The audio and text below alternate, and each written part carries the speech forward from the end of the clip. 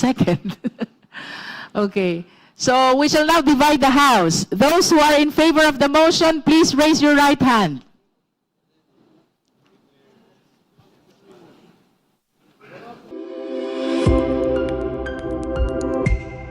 There is a motion. I think, Madam Chair, Honorable Abante. I think I have definite reasons why I am objecting. Yes, please state your Number reason one, why you're number one. objecting. What Congressman Chua has raised a moment ago is important. Now, we are not talking about any fast rules here. Every member of this House has the right to question, whatever the question might be, Madam Chair. Therefore, the question of Congressman Chua should be tackled. Number two, I also object on the argument raised by Congressman Rodriguez. And number three, Madam Chair, nakita ko po dito, in-exhibit nila yung competent evidence of identity. Pero wala po dito yung documents if they are indeed taxpayers, Madam Chair. Sapagkat nakalagay sa endorsement, they should be taxpayers. Therefore, I question if all of these 36 complainants are actually taxpayers. Kung taxpayers yan, dapat mag-submit ng document yan dito na sila ay taxpayers. If indeed wala, therefore, insufficient ang form na pinapaliwanag dito. And therefore, Madam Chair, I object. We are noting the explanation of the Honorable Abante with regards to his objection. Nonetheless, we shall be proceeding to vote on the sufficiency in form of Massa et al. Complaint. There is a motion to declare Massa et al. Complaint sufficient in form. Point of order. The same has been objected to. Point of order. Those who are in favor, we shall now divide the House. The Honorable Ridon. Who has seconded the motion, Madam Chair? Who has seconded? It hasn't Who been seconded? seconded. It's Kong Noy Defensor. Because I heard a lot of second. Okay. So we shall now divide the House. Those who are in favor of the motion, please raise your right hand.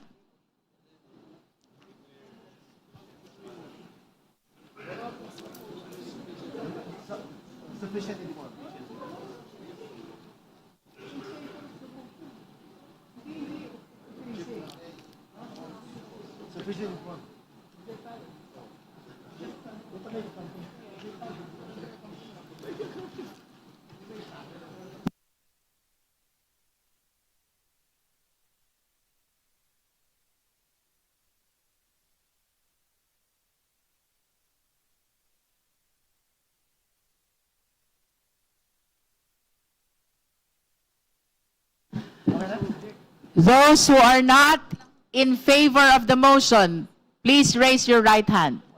Kong Tino.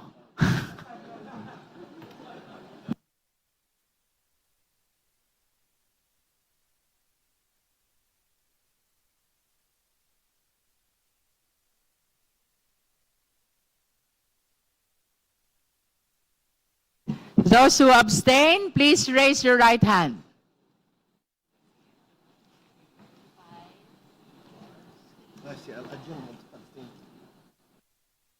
Comsec, the vote, please.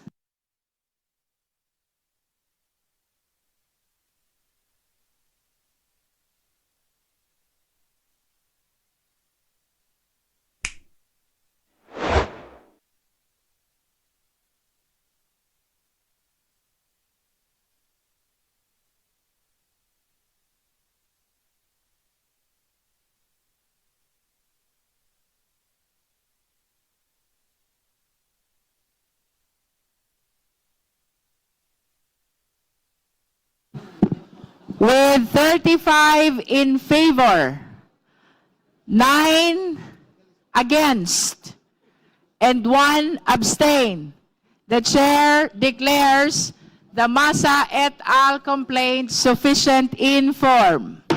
Madam Chair, The Honorable Abante. it is very clear that there is insufficiency in form. Very clear po yan. And I'm so glad for the rest of those, my colleagues, that supported my objection. And therefore, realizing that this is actually an exercise in futility and a waste of the people's money, I therefore would like to walk out of this hearing right now. The manifestation is noted. We have concluded the determination in form of both the Jesus complaint and Masa et al. Complaint. If there are any other matters the member wish to discuss before we suspend?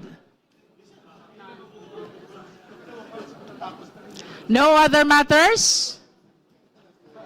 There being no other matters to discuss,